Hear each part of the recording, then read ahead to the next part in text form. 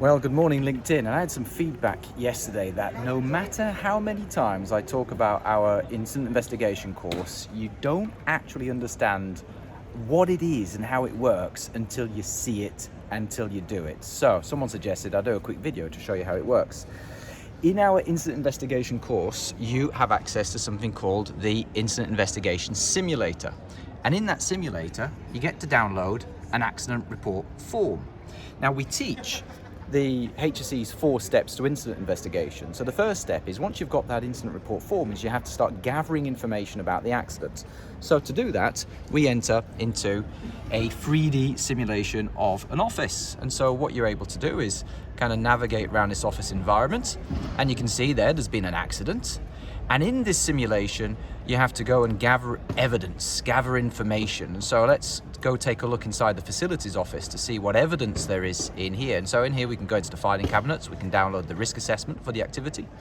We can download the specification of the desk that collapsed. And we can wander over towards here. We've got some CCTV cameras in the facilities office, and we can go and check some CCTV footage of the accident in question. And bang, that's what happened. And we can also log into some emails and download an email trail, which we should be able to see there. There we go, there's a whole email trail with lots of information. And from there, we're going to interview some witnesses and some managers who were involved. And we teach something called the PEACE model, which is a standard technique for interviewing people. And so in our interactive witness interviews, we're going to see if we can apply that model. So let's have a look at how that works. So here we're going to do an interview. It says good luck, we're going to need it. And how it starts is there is a knock on the door. It goes knock, knock, knock. And at this point, we have to decide how we're going to respond. We have to try and follow our PEACE model. And if you see the options there is, we can either be a bit grumpy and say, come and sit down, or we can greet him with a smile at the door. So, well, let's start by greeting him with a smile, because part of the PEACE model is to build rapport, make the interviewee feel comfortable. So let's turn on the subtitles for this. Let's turn the sound off, there we are.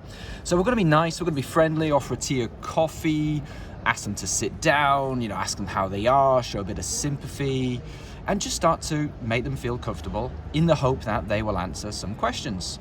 So depending on your choices, the interview is going to change. If we treat this person badly, if we ask bad questions, you'll see the interview will deteriorate. If we follow the PEACE model as we've taught, then it will go well. So here what we're going to do, we're going to deliberately make a mistake. We should explain the purpose of the interview. That would be part of the PEACE model. But instead, let's just dive straight in and start asking some questions. And let's just see what happens. We get a bit of feedback telling us that that's a mistake. And we're going to see what happens next. What happened to Gary? He fell off a desk. And how did that happen? He was stood on it, and it tipped over. He was standing on it. Why was he standing on it? He was changing a light bulb. Okay, so what's happening here? It's asking us some questions now. Well, he's not volunteering information, is he? He's only giving short answers. And what else? Well, why is he not giving longer answers? Well, we failed to build rapport. We failed to explain the purpose of the interview, why he's here, what the goal is of all of this. And so we're going to click on continue. And at this point, we have failed to build rapport. And it's telling us we've made such a mess of that, it's probably best to start again. So it's a fairly easy activity. Once you've understood the PEACE model and how it works, you're able to quite easily navigate through the interview. But this investigation simulator gives people, after they've done the course, after they've done all the tutorials, gone through all the case studies, it gives them an experience of doing a real interview right from the beginning, right to the very end, getting to root cause and getting to some good actions. And it's the closest thing you can get to a real investigation in an e-learning course. So there you are. Anyway, it's a lovely day today. We're getting free bacon at the Safety, Health and Wellbeing Live. So I'm going to go see some customers now. I'll see you later.